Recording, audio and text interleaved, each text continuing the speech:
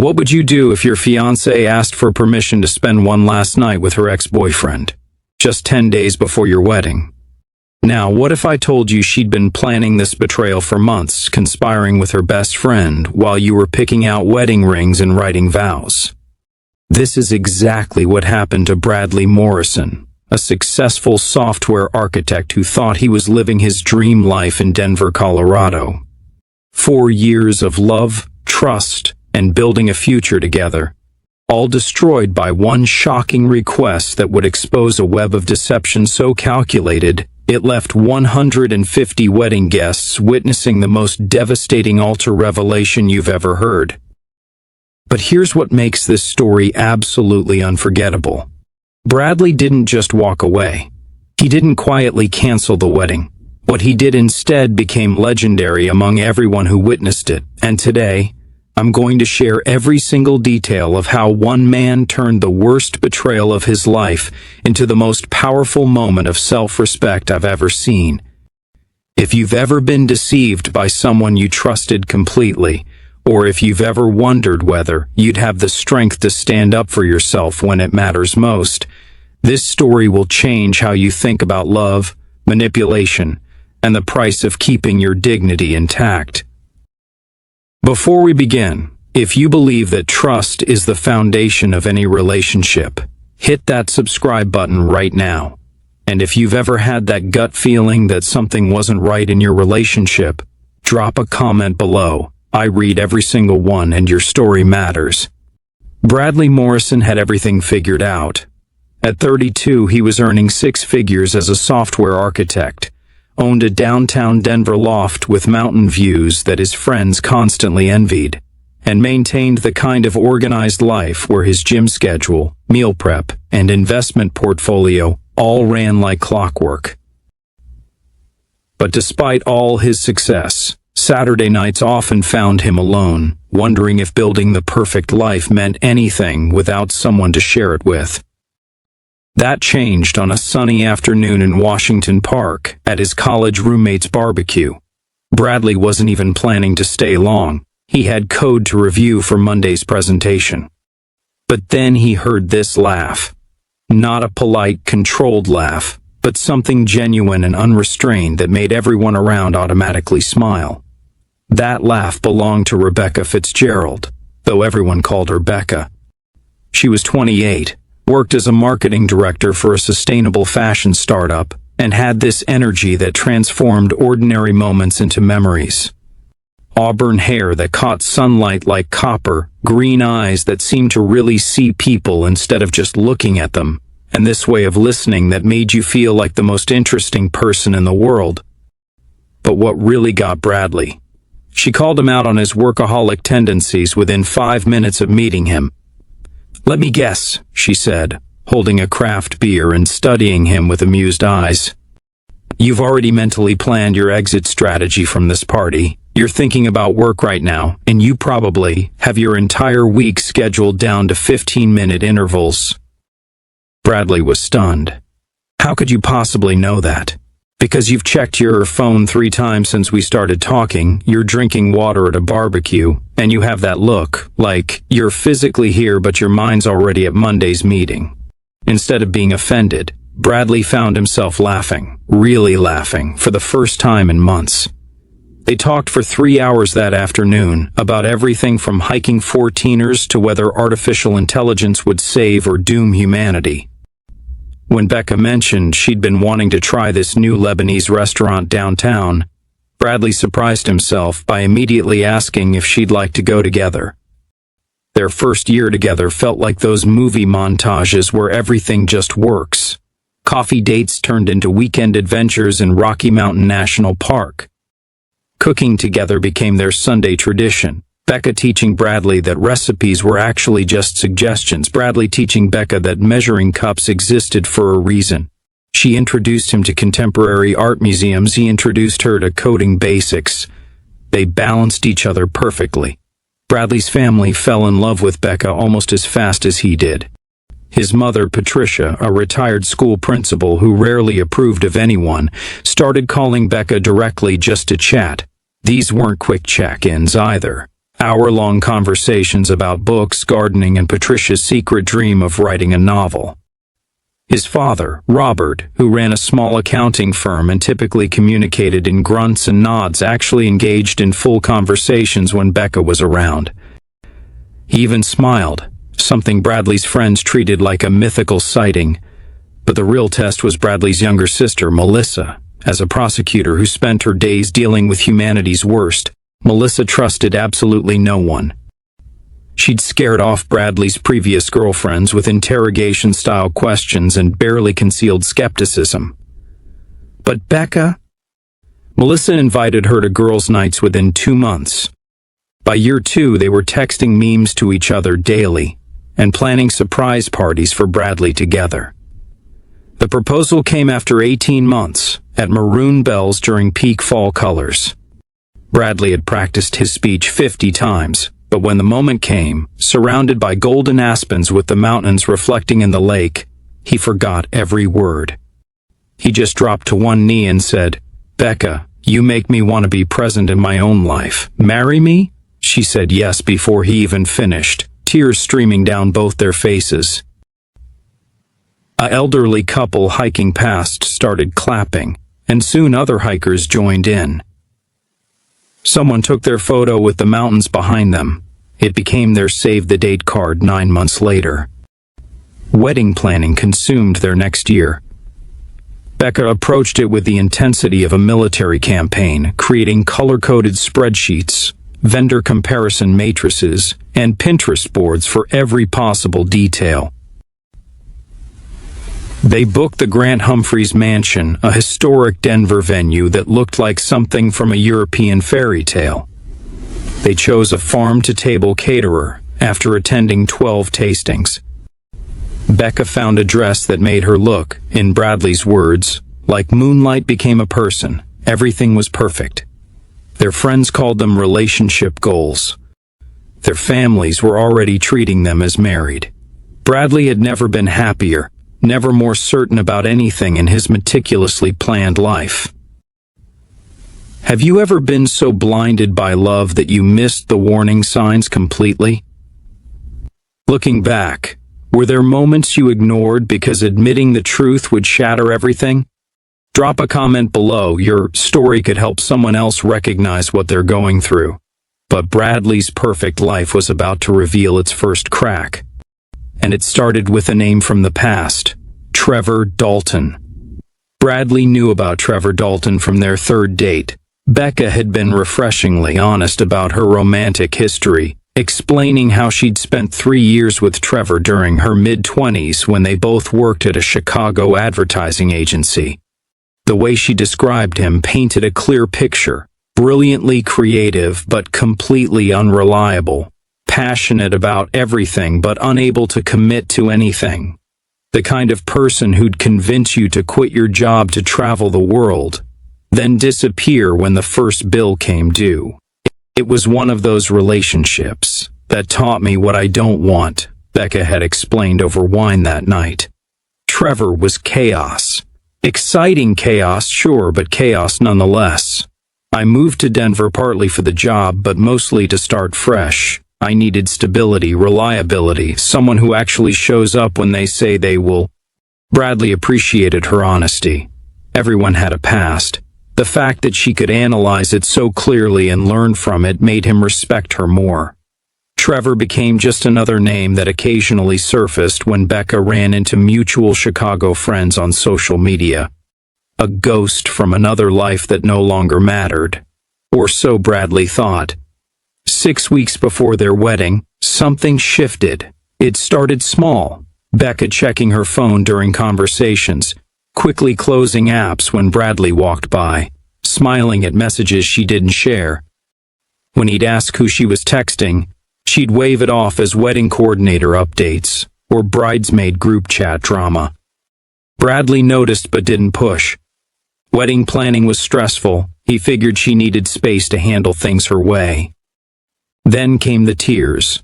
3 weeks before their wedding, Bradley came home from work to find Becca on their couch, laptop open, face wet with tears. His immediate thought was tragedy. Her parents in Michigan, Her brother Aaron deployed with the Navy. His mind raced through horrible possibilities as he rushed to her side. "What's wrong? Is everyone okay? What happened?" She closed the laptop quickly, wiping her face. "Everyone's fine. It's just..." Trevor reached out. The name hit Bradley like ice water.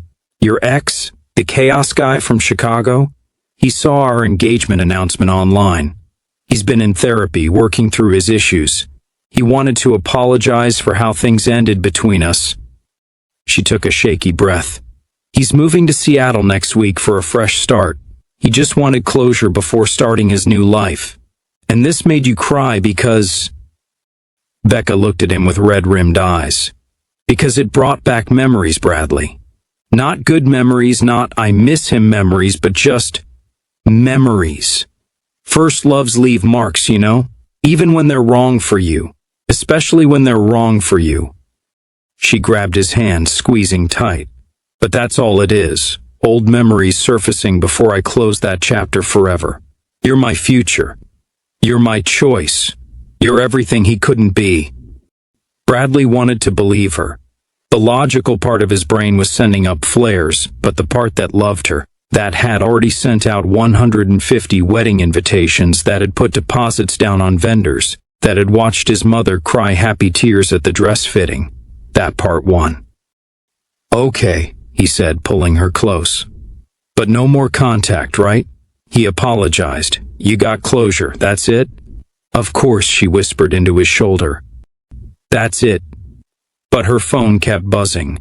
Her mood kept swinging between artificially bright and distantly distracted. She'd stare off during conversations, then overcompensate with excessive affection.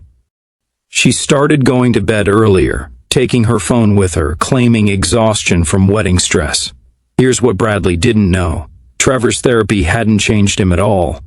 His apology was just the opening move in a calculated game. While Bradley was finalizing honeymoon reservations and confirming the photographer, Trevor was sending Becca messages about their old favorite restaurants, inside jokes from their relationship, carefully chosen memories designed to make her question everything. And Becca? She was responding. Not immediately, not obviously, but responding nonetheless. Each message from Trevor got a little longer response. Each memory he shared got a reciprocal story. What started as closure was becoming something else entirely. Pay attention to this next part, because these are the warning signs Bradley missed. Has your partner suddenly become protective of their phone? Do they have emotional reactions to messages they won't explain? Are they creating distance while claiming everything's fine? These aren't always signs of betrayal, but they're always signs that something needs to be discussed. Don't ignore your instincts to keep the peace. The stage was set. The players were in position. And Bradley was about to face a request that would shatter every assumption he had about the woman he was about to marry. 10 days before their wedding, Bradley made reservations at Rioja, their favorite restaurant in Larimer Square. He thought a special dinner would help them reconnect before the wedding chaos intensified. Family members were starting to arrive. Final fittings were scheduled, and they needed one night to just be Bradley and Becca, not bride and groom drowning in seating charts. The restaurant glowed with soft lighting, fairy lights twinkling overhead through the outdoor patio's glass ceiling. Their favorite table, the corner booth where they'd celebrated Becca's promotion 8 months earlier, was waiting. Bradley ordered their usual, the Mediterranean octopus appetizer they'd share, the duck confit for him, the scallops for her, and that specific Malbec they'd discovered on their second anniversary. But Becca wasn't eating. She pushed food around her plate, took tiny sips of wine, and kept glancing at her phone face down beside her napkin. Her shoulders were tense, her smile forced. Bradley tried 3 different conversation topics. The honeymoon itinerary, his cousin's hilarious arrival story, even office gossip she usually loved. Nothing landed. Finally, he set down his fork. "Becca, what's going on? You've been somewhere else all evening." She looked up, and Bradley saw something in her eyes he'd never seen before. a mixture of guilt, determination, and something else he couldn't identify. She pushed her plate away and folded her hands on the table. "Bradley, I need to tell you something." The restaurant noise seemed to fade. Other diners became blurry background shapes. Bradley's heartbeat thundered in his ears. "Trevor's in town." The words hung between them like a physical presence. Bradley felt his jaw tighten, his hands clench under the table. "Your ex-boyfriend is in Denver, 10 days before our wedding. He flew in yesterday. He's leaving tomorrow night for Seattle, and you know this because..." Becca took a deep breath. "Because he wants to see me one last time before I get married and he moves across the country, just to say goodbye properly." Bradley laughed, but there was no humor in it. "He already said goodbye. In that email that made you cry, remember? Closure, you called it. I thought that would be enough, but..." "But what, Becca? What could possibly need to be said that hasn't been covered in 3 weeks of you being distracted and secretive?" She leaned forward, her voice urgent. "Bradley, listen to me, please. I love you. I want to marry you. I want our life together. But I realize something. If I don't see Trevor one last time, if I don't close this chapter completely, face to face, it's going to hang over our marriage. There'll always be this unfinished feeling. So have coffee with him. 30 minutes at a Starbucks. Bring Jessica if you need moral support." Becca bit her lip, and Bradley knew something worse was coming. "He wants to have dinner. A real conversation, not some rushed coffee meeting. Absolutely not. And..." She paused, her voice dropping.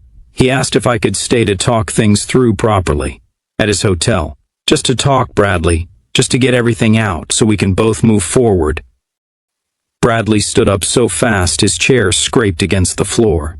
Diners at nearby tables turned to stare. "You're asking me, your fiancé, for permission to spend the night with your ex-boyfriend? 10 days before our wedding? Not spend the night like that. Just to have enough time to really talk, to process everything, to what? To see if you're making the right choice? To give him one last chance to convince you to run away to Seattle?" Becca's eyes filled with tears. "It's not like that. You know me, Bradley. You know I would never. I thought I knew you. The Becca I know wouldn't ask me for something this insane." She stood too, reaching for his hand. He pulled away. "Bradley, you said you understood that first loves are complicated. You said you appreciated my honesty about my past. Understanding your past and giving you permission to revisit it are completely different things. I'm not revisiting anything. I'm ending it. Properly. So I can give you all of me without any doubts, without any what-ifs haunting me."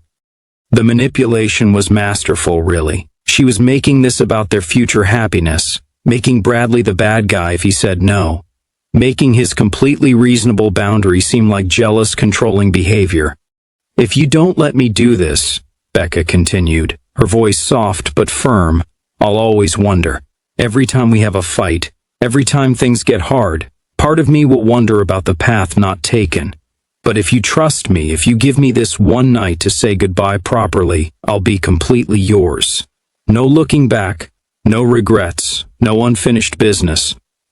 This is what emotional manipulation looks like.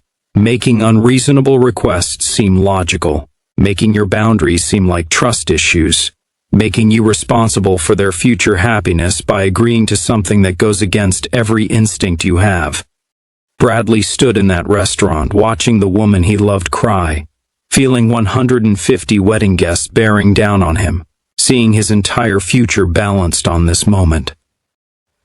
"I need to think," he said finally, throwing cash on the table. "I'm going home, alone. Would you have said yes? What would be your deal breaker in a relationship?" "The comments are open. I want to know where you draw the line." Bradley didn't sleep for 2 nights. He called in sick to work, something he'd never done without actually being ill. He drove aimlessly through the mountains, parked at overlooks, sat by Clear Creek, watching the water rush past, trying to make sense of what was happening. His phone buzzed constantly, wedding vendors confirming details, his mother asking about rehearsal dinner speeches, his groomsmen checking on bachelor party plans. Each message felt like a weight pressing down on his chest. On the third day, Becca came to him. She looked exhausted, her eyes puffy from crying, wearing one of his old college sweatshirts she'd claimed years ago. "Trevor leaves tonight," she said quietly. "I need to know your answer." Bradley looked at the woman he'd planned to spend his life with. Despite everything, he still loved her. Maybe that's why he made the choice he did. Or maybe it was the sunk cost of the wedding, the embarrassment of canceling, the fear of losing her, or simple exhaustion from fighting. "Fine," he heard himself say. "Go. Get your closure." Her face transformed with relief and something else, something Bradley would later recognize as anticipation. "Really? You trust me? I'm giving you what you asked for, one night. But Becca, when you come back, we're done with secrets. Complete transparency. No more hidden messages, no more emotional distance. We either move forward together completely, or not at all." She threw her arms around him, kissing his cheek repeatedly. "Thank you for understanding. Thank you for trusting me. I promise, nothing inappropriate will happen. We'll just talk, get closure, and then I'm yours forever. Only yours." She left at 7 that evening, wearing jeans and the green sweater Bradley had bought her for Christmas, the one that matched her eyes. She kissed him goodbye at the door, promised to be home by morning, and drove away in her white Accord. Bradley lasted exactly 3 hours. By 10 o'clock he was losing his mind. He tried watching TV, tried reading, tried coding, tried everything. Finally, he grabbed his keys and decided to drive, just to clear his head. He told himself he wasn't going anywhere specific. 20 minutes later, he was parked across from the Crawford Hotel. Through the large windows of the hotel bar, he saw them immediately. Becca and Trevor, sitting in a corner booth. Trevor had his arm around her shoulders. She was laughing, her head thrown back, the same laugh that had captured Bradley's attention 4 years ago. They were sharing a bottle of wine, red, probably expensive. But that wasn't the worst part. Across from them sat Jessica Palmer, Becca's best friend and maid of honor. The same Jessica who'd helped pick out Becca's dress, who'd organized the bachelorette party, who'd given a touching speech at the engagement party about true love and soulmates. Next to Jessica was a man Bradley recognized from Becca's old photos, Ryan Hendricks, Trevor's best friend from Chicago. This wasn't closure between two ex-lovers. This was a double date. Bradley watched for 20 minutes, his hands gripping the steering wheel until his knuckles went white. He watched Trevor feed Becca something from his plate, watched Jessica and Ryan kiss, watched his fiancée act like a completely different person, free, uninhibited, young in a way she never seemed with him. His phone buzzed. A text from Becca, having a good talk with Trevor, getting the closure I needed. Love you. The casualness of the lie, the heart emoji at the end, it broke something inside Bradley. But instead of rage, he felt a cold clarity settle over him. He drove home not to confront, not to scream, but to investigate. He opened his laptop and did something he'd never done in 4 years together. He logged into Becca's email. She'd given him the password months ago when she needed him to check something while she was traveling. He'd never used it, respecting her privacy like a boundary that shouldn't be crossed. That courtesy ended tonight. What he found destroyed him. Email threads going back 2 months, not sudden contact from Trevor, but ongoing conversations. Planning, scheming. Trevor, 6 weeks ago, tell him you need closure. Make it seem like it's for the marriage. Bradley's the type who'll cave if he thinks he might lose you. Becca's response, I hate lying to him, but you're right. One last time before I'm married. Then we can both move on. Trevor, who says we have to move on? Seattle's only a 2-hour flight from Denver. More emails with Jessica, discussing cover stories, coordination, alibis. Jessica calling it romantic that Becca and Trevor couldn't let go. Planning future meetups when Bradley would travel for work conferences. The most devastating email was from Becca to Jessica, sent the morning after she'd cried about Trevor's first contact. The tears really sold it. Bradley completely believed Trevor just reached out yesterday. God, I feel terrible, but also excited? Is that horrible? Jessica's response, not horrible at all. You deserve one last adventure before settling into married life. Bradley's perfect husband material. Stable, successful, devoted. But Trevor's your passion. Why not have both? Bradley sat at his laptop until dawn, screenshotting everything. The conspiracy wasn't just about one night. It was about Becca wanting the stability Bradley offered while keeping Trevor as her escape, her excitement, her passion on the side. Bradley wasn't her choice, he was her safety net. Becca walked through the door at 9 the next morning, looking tired but somehow glowing. Her hair was still styled from the night before, her makeup smudged but present. She moved quietly, probably thinking Bradley was still asleep. He was in the kitchen, making pancakes. Hey, she said softly, setting her purse down carefully. You're up early. Couldn't sleep, Bradley replied, flipping a pancake with practiced precision. How was your closure? She moved behind him, wrapping her arms around his waist. He fought not to stiffen at her touch. It was good, really good. We talked about everything, got everything out in the open. I feel like I can really move forward now. Like that chapter is finally, completely closed. Bradley turned, holding the spatula, looking into her lying eyes. That's great, honey. Jessica texted me last night, said she was worried about you dealing with all this Trevor stuff. That was thoughtful of her. The color drained from Becca's face. Jessica texted you? Yeah, just checking if I was okay with everything. I told her I trusted you completely. He smiled, watching her relax. She's such a good friend, looking out for both of us. The best, Becca agreed, her relief visible. Bradley, I just want you to know how much it means that you trusted me. You're the most understanding man in the world. Well, we're getting married in a week. Trust is everything, right?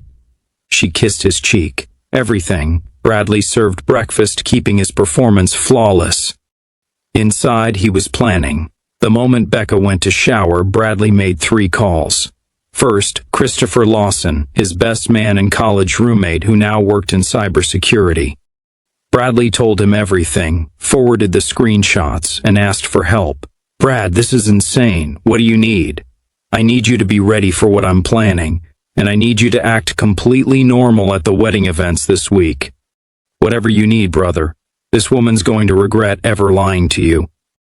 Second call, his sister Melissa. As a prosecutor, she had a strategic mind and zero tolerance for deception. Bradley, please tell me you're calling to say you've canceled this wedding. Not exactly. But I need your help with something bigger. He explained his plan. Melissa was quiet for a long moment. That's absolutely brutal, she finally said. I love it. What do you need from me? Legal advice on protecting my assets, and your acting skills this week. Everyone needs to think everything's perfect. Done. And Bradley, I'm proud of you for not letting her get away with this. Third call, the wedding photographer. Hi James, Bradley Morrison here. Quick question about the ceremony coverage. I want to make sure you're ready to capture everything during the vows, especially any unexpected moments. Sometimes emotions run high, and things don't go exactly as planned. Of course, Mr. Morrison. I'll have multiple angles covered, including a second shooter. We won't miss anything. Perfect. Oh, and make sure you're recording video during the entire ceremony, not just photos. The next week was psychological torture. Bradley became the greatest actor of his life. He attended the rehearsal dinner, smiling as Becca's father Dennis toasted their love. He laughed at stories during his bachelor party, knowing his groomsmen had no idea what was coming. He held Becca every night, kissed her good morning, discussed honeymoon plans over breakfast. Meanwhile, Becca was texting Trevor constantly. She thought she was being discreet, but Bradley saw it all through her email. Trevor had indeed gone to Seattle, but they were planning future visits. Becca was already looking at flights for a girls' weekend with Jessica that would coincidentally overlap with Trevor being back in Denver. The night before the wedding, at the rehearsal, Bradley watched Jessica give a speech about true love and partnership. He watched Becca tear up, clutching his hand, playing the devoted bride perfectly. His parents sat beaming with pride. Her parents looked so happy, so proud of their daughter. Sometimes the best revenge isn't immediate. It's not a heated confrontation or a dramatic exit. Sometimes it's the cold, calculated decision to let someone believe they won, right up until the moment you reveal they've lost everything.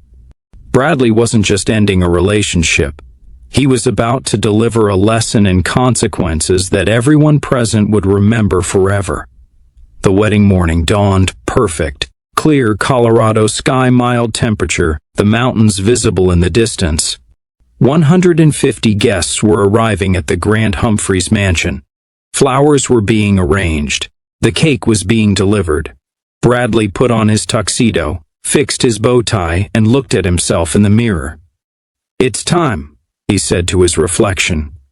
Christopher knocked on the door. "You ready for this?" "I've never been more ready for anything in my life." The Grant Humphreys mansion looked like something from a storybook that afternoon.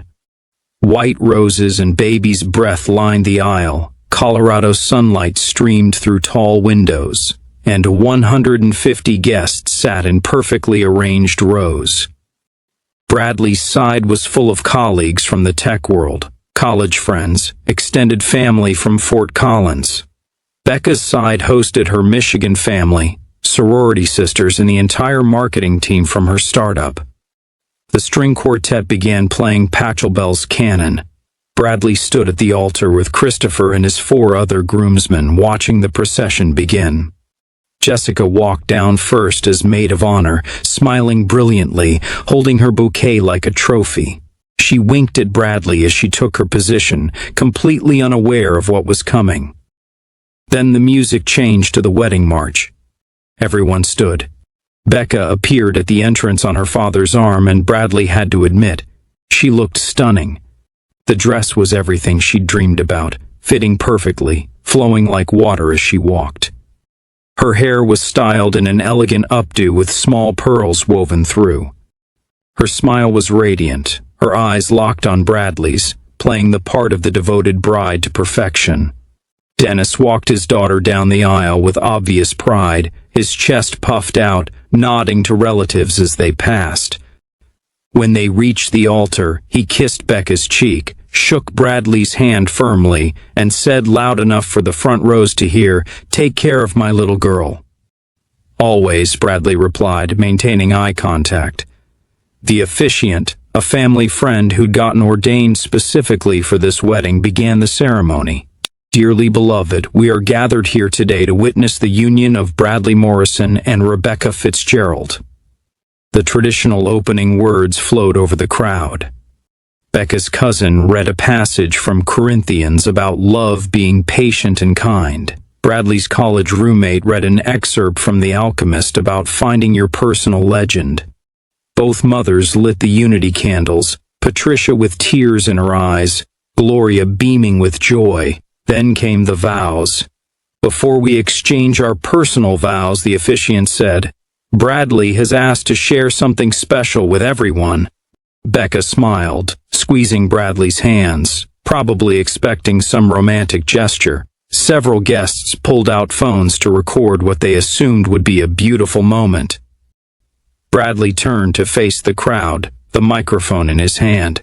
"Thank you all for being here today. Before I make any vows, I believe in complete honesty, so I need to share something with everyone."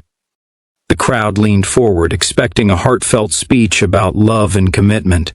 3 days before this wedding," Bradley continued, his voice steady and clear, "Becca came to me with an unusual request. She wanted to spend one last night with her ex-boyfriend Trevor, for what she called closure. Gasps erupted through the crowd. Becca's smile froze. Dennis stood up slightly in his front row seat. Being the trusting partner I thought I should be, I agreed to this request. What I didn't know was that this meeting had been planned for 2 months. Bradley pulled out his phone, holding it up. I have emails here, conversations between Becca and Trevor planning this deception. Trevor actually coached her on how to manipulate me into agreeing. His exact words were, "Tell him you need closure. Make it seem like it's for the marriage. Bradley's the type who'll cave if he thinks he might lose you." The crowd exploded. Dennis was on his feet shouting. Gloria had her hand over her mouth. Bradley's mother sat frozen while his father stood protectively beside her.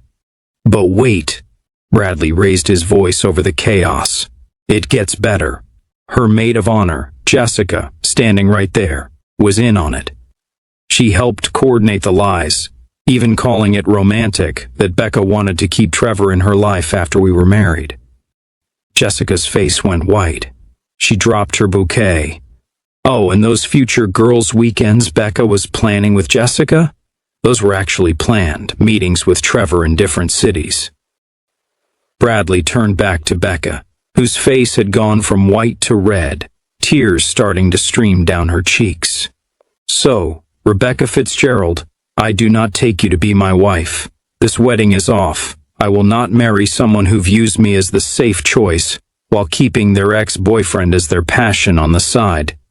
"Bradley, stop, please." Becca grabbed his arm. "Let me explain. It's not what you think. It's exactly what I think. It's what you wrote in your own emails." Dennis was now screaming at his daughter, demanding to know if it was true. Becca's bridesmaid stood frozen in shock. Jessica tried to slip away but was blocked by Bradley's sister Melissa, who stood with her arms crossed, staring her down. "You're overreacting," Becca cried, mascara running down her cheeks. "We can work through this. It was just closure." "Closure?" Bradley laughed, but there was no humor in it. "You were planning to see him after we were married. You called me perfect husband material but said Trevor was your passion, wanted both my stability and his excitement." The photographer was capturing everything, just as Bradley had requested. The videographer hadn't stopped rolling. Becca tried one last manipulation. "Bradley, please. I love you. What we have is real. Trevor means nothing." "Then why did you need to spend the night with someone who means nothing? Like this video if you think Bradley handled this perfectly. Because what happened next proved that karma works in mysterious ways." Christopher took the microphone. "Since we have the venue, the food, and the bar, Bradley would like to invite everyone to stay and celebrate. Not a wedding, but his freedom from deception. The party starts now." The scene after Bradley's revelation was pure chaos. Dennis dragged Becca outside, his voice echoing across the mansion grounds as he demanded answers. Gloria followed, sobbing and asking how her daughter could do something so cruel. Several of Becca's cousins confronted Jessica in the garden, their voices carrying through the open windows. The Michigan relatives were split, some leaving in disgust, others staying out of sheer disbelief. But inside the mansion, something unexpected happened. Bradley's Aunt Catherine, a 70-year-old retired teacher who'd driven from Wyoming, stood up and started slow clapping. "Good for you, Bradley. Better to find out now than after papers are signed." His college friends joined in the applause, then his coworkers. Soon, half the remaining guests were clapping. The bartender, who'd been frozen in shock, started pouring champagne. The DJ, who'd been hired for the reception, looked at Christopher for guidance. "Play something celebrating freedom," Christopher said into the mic. This man just saved himself from a lifetime of deception. The party that followed was legendary.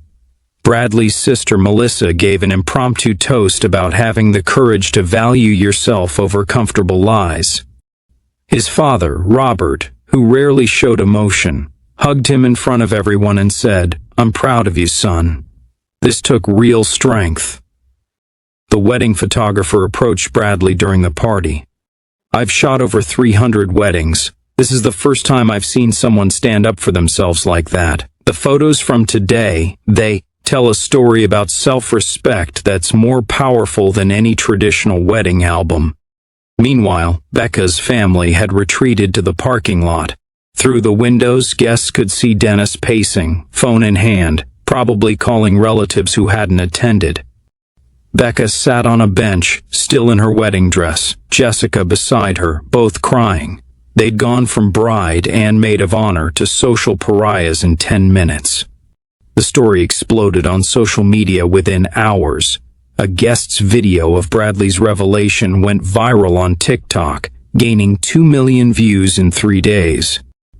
The comments section became a battlefield between people calling Bradley a hero and others saying he should have handled it privately. But the emails Bradley had mentioned, those were hard to argue against. The financial aftermath was swift. Bradley had protected his assets before the wedding, moving shared funds to his personal accounts. The wedding itself, mostly paid for by both families, became a write-off. Dennis, humiliated by his daughter's behavior, refused to let Becca keep the expensive dress, returning it the next day. The honeymoon to Bali was non-refundable, so Bradley took Christopher instead, turning it into the ultimate brotherhood celebration trip. Becca moved out of their loft while Bradley was in Bali. She left a letter, 4 pages of justifications and blame-shifting. She claimed Bradley never really understood her needs, that he was too safe and predictable, that Trevor brought out a side of her she couldn't deny. Not once did she actually apologize for the deception. But here's where the story gets interesting. 6 months later, Bradley was thriving. He'd thrown himself into rock climbing, something he'd always wanted to try, but Becca had called unnecessarily dangerous. He got promoted to senior architect at his firm, leading a team developing revolutionary AI integration software. He started dating casually, but more importantly, he started therapy to understand why he'd ignored so many red flags. "You wanted to believe in the story you'd created," his therapist explained. "The perfect life, the perfect wife. Sometimes we hold on to illusions because reality requires us to make hard changes." Meanwhile, Becca's life took a different turn. Trevor, the passionate ex-boyfriend who was supposed to be her great love, he lasted exactly 3 months in Seattle before getting fired for missing too many workdays. He moved back to Chicago, but not before cheating on Becca with someone he met at a coffee shop. The man who she'd risked everything for proved to be exactly what he'd always been: unreliable chaos. Jessica, exposed as a conspirator, lost several friendships. The sorority sisters who'd stood by her at the wedding wanted nothing to do with someone who could help plan such deception. Her Instagram, once full of group photos and girls' trips, became solo selfies and motivational quotes about removing toxic people from your life. Ironic, considering she'd been the toxic one. Becca tried to reconcile with Bradley 3 times. First through emails, then through his mother, who shut that down immediately, finally showing up at his office building. Security escorted her out. She eventually moved back to Michigan, taking a lower-paying job, living with her parents who could barely look at her the same way. The last Bradley heard, through mutual acquaintances, she was engaged to someone new, a man who didn't know about the wedding disaster. But the internet never forgets, and that viral video was still out there, waiting to be discovered. Bradley? He found something better than revenge. He found himself. So what can we learn from Bradley's story? Because this isn't just about one man's betrayal. It's about recognizing patterns that could save you years of heartache. First, the red flags Bradley missed. When someone suddenly becomes protective of their phone after years of openness, that's not wedding stress. That's secrets being kept. When tears accompany stories about exes just reaching out, those aren't tears of closure. They're tears of conflict. When your partner asks you to compromise your boundaries for their peace of mind, they are not thinking about your future together. They're thinking about their present desires. But here's the deeper lesson. Bradley's biggest mistake wasn't trusting Becca. It was abandoning his own instincts to avoid uncomfortable truth. He knew something was wrong when she started acting distant.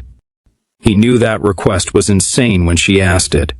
He knew, sitting in his car that night, that giving permission was wrong, but he chose the comfortable lie over the uncomfortable truth because the wedding was planned, the families were excited, and admitting failure felt impossible. The power of self-respect isn't about never getting hurt. It's about choosing long-term dignity over short-term comfort. Bradley could have quietly canceled the wedding, saved face, avoided the public spectacle. But then Becca would have painted him as the villain, the controlling fiancé who couldn't handle her need for closure. By exposing the truth publicly, he protected not just himself, but potentially others from similar deception. Consider this. How many of us stay in situations we know are toxic because leaving seems harder than enduring? How many red flags do we paint green because we've already invested so much time, emotion, and hope? Bradley's story went viral not because people love drama, but because everyone recognized something in it. Maybe not the exact scenario, but the feeling. That moment when you realize someone you trusted completely has been performing for you, and you've been their audience, not their partner. What would you have done differently? Would you have read those emails and confronted her privately? Would you have canceled everything quietly? Or would you have done exactly what Bradley did? Turned the wedding into a testimony about truth and consequences. Here's what Bradley told me when I asked if he regretted the public revelation. I gave her the private option when I discovered everything. She chose to show up in that dress, stand at that altar, and continue the lie in front of everyone we knew. The public humiliation wasn't my revenge. It was her choice. Today, Bradley's in a relationship with someone who shares his values of transparency and trust. He says the experience taught him that the right person won't ask you to compromise your fundamental boundaries. They'll respect them as part of respecting you. If this story resonated with you, if you've ever been betrayed by someone you trusted completely, or if you just believe that truth deserves to win, hit that subscribe button right now. Your support helps me share more real stories that matter. Remember, your boundaries aren't suggestions, they're declarations of self-worth.